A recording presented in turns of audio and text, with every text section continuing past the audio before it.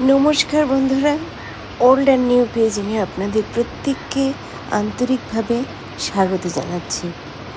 বন্ধুরা, কিচেনে এসেছিলাম চা তৈরি করতে। তো সেই মুহূর্তে একটা বিশেষ দৃশ্য আমার চোখে পড়লো, আর তাই আপনাদের সঙ্গে সেটাই শেয়ার করছি। বন্ধুরা, আপনারা দেখতে থাকুন। আজ বেশি কোনো কথা বলবো না।